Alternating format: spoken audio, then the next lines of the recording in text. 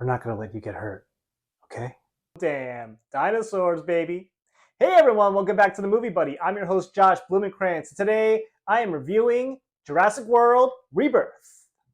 I saw this movie about roughly 10 days ago. Got to see it early, courtesy of AMC, and I was so high on it. I was so high on this movie because I love this franchise, even though the last trilogy with Chris Pratt and Bryce Dallas Howard I was not a big fan of, but the original trilogy still holds a special place in my heart.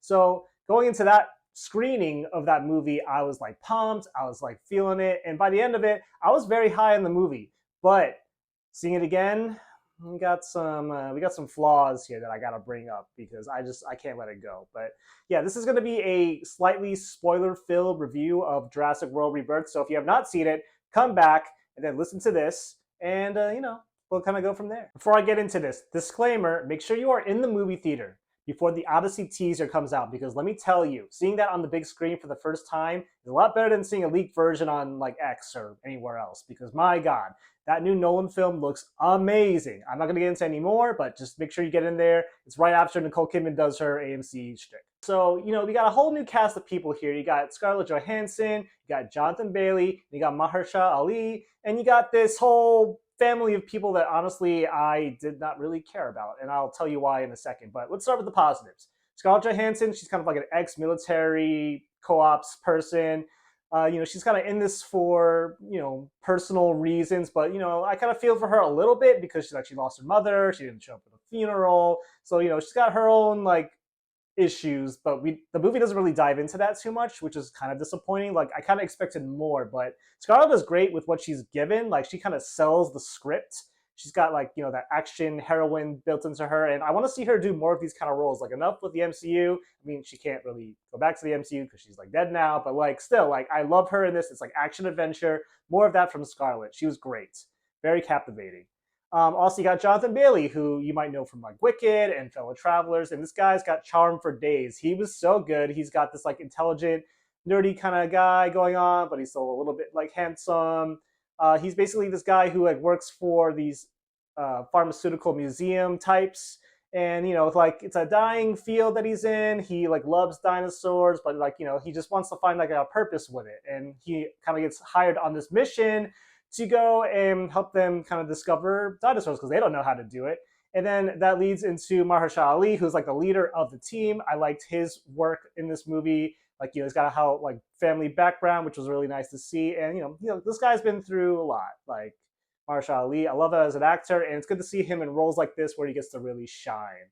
And then you got Rupert Friend, who he's a famous English actor. You might know him from like Homeland and Pride and Prejudice, a bunch of other stuff. And like Rupert Friend, he's kind of the like setup villain of this movie. And if the movie couldn't like let you know enough that Rupert Friend is the villain of this movie, like they have so many setups. Like there's a bunch of dinosaur teeth above his head in like a bar.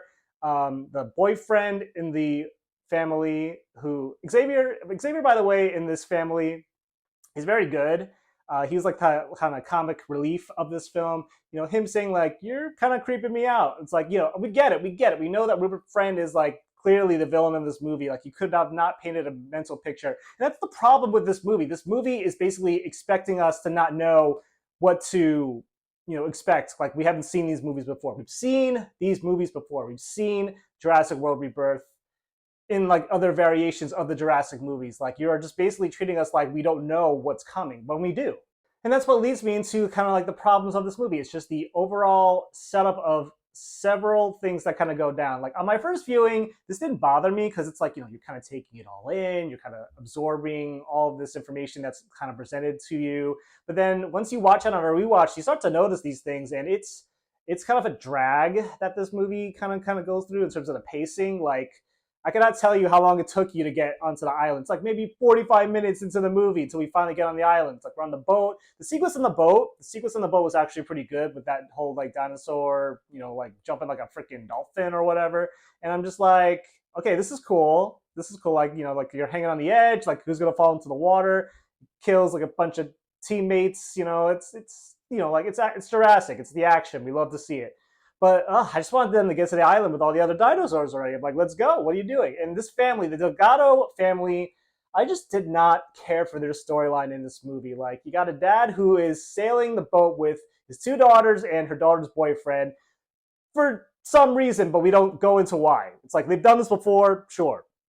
But it's like, why are you sailing when you know there's like dinosaurs that are like lurking about? It's like, oh, 50,000 like boats are sailing in the water. Like, no, like you would not take your family across some big ass ocean to an island or wherever you're going, like home, to like for fun. Like it just makes no sense to me.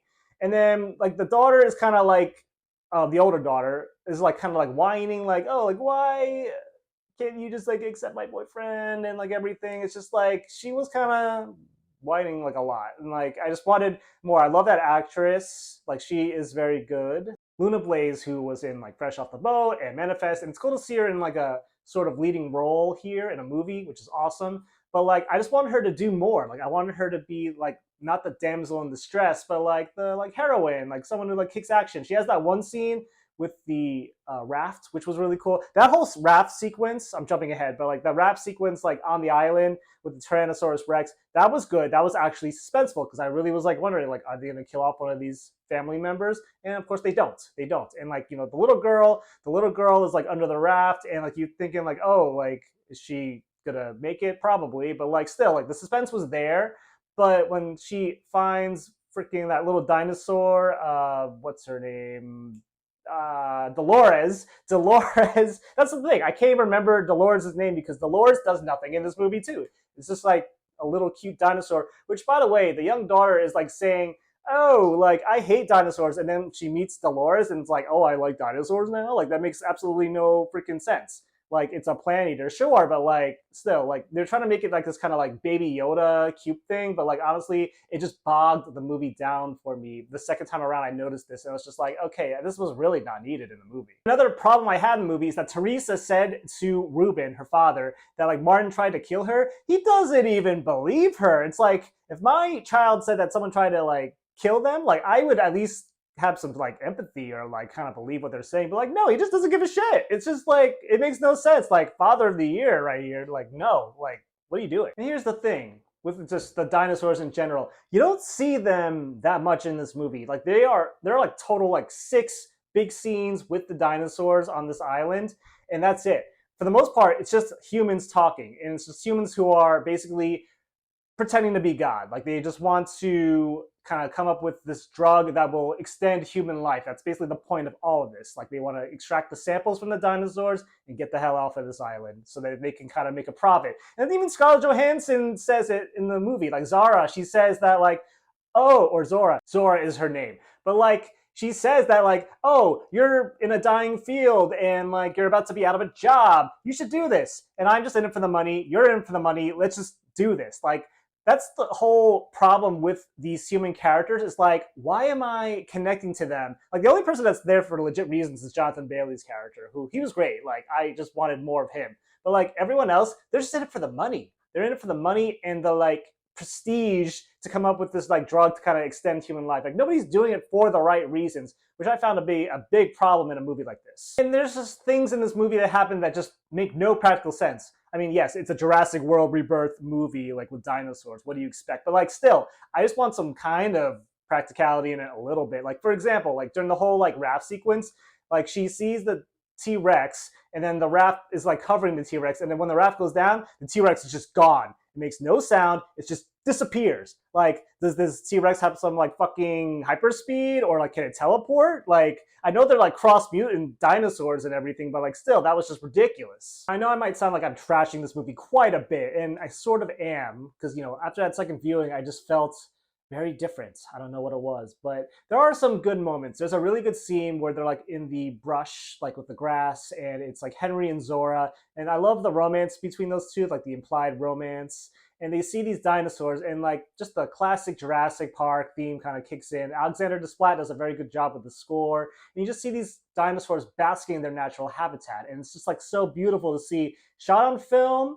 this movie was like aces, and I just love to see more of that. Like there's like so many dinosaurs roaming around, just the majesty of this world, but just so much of the crazy, ridiculous stuff that happens on the outside of that scene. It just doesn't work cohesively. Shout out to the first scene that kind of opens the film, like with the scientist who's like literally trapped in a door, and he's like, "Please open the door for me." Like I really thought that actor really committed to it so well. I was like, damn, like this is like a harsh kill, and like for no reason whatsoever. Like he was just like eating his candy, doing his like whole science business with his like friend, and like she just left him in there, and that was a good kill. Like that was a good scene, good way to kind of like set this movie up, which I thought was gonna be like freaking amazing, but just the tone and just the overall like pacing of the movie, it just took forever to get going. Like just get to the island, but no. So my final thoughts on Jurassic World Rebirth. Like we get to the end of this movie, like Martin dies, as basically set up a billion times, and they have the drug, and they're like, "What do you want to do with it?" And like, we're just gonna give it to everyone, and that's the end of the movie. And it's just like I felt like it took a while to really get there, and the setup was not well paid off at all. And on first viewing, I thought it was pretty good, just because like I was so Jurassic World fatigue from that horrible trilogy. Like I never want to watch that trilogy again. But this was at least watchable. Like I love the crafts of this movie. Again, shot on film, beautiful to watch, along with Alexander Desplat's score, which is mostly John Williams themes, but he made it work. And I don't know, I just kind of thought it was a really good looking movie. Like the cast is like so captivating. Like these characters are like so watchable. Like I want to almost see more, but it's like at the same time, it's like if we're gonna make another mediocre movie like this, then like what are we doing here? But yeah, if I had to grade this movie, I would give it a 7 out of 10. I was very close to going down to a 6 after the second viewing, but there's still like stuff here that worked for me, and this is a step up from the other movies that we got, but not that much. And in terms of Oscar potential, of course, you got to consider it for visual score. While they love Alexander Desplat, I don't think that's going to happen. But yeah, I think this movie's just going to get goose egged because we got some other big blockbusters coming down the line, and I'm very excited for those. But yeah, those are my overall thoughts on Jurassic World Rebirth. And if you like what you heard, go ahead and hit the subscribe button on the channel. I greatly appreciate your feedback and your support. And remember, when you go to the movies, bring your buddy and talk about movies. Until next time, bye.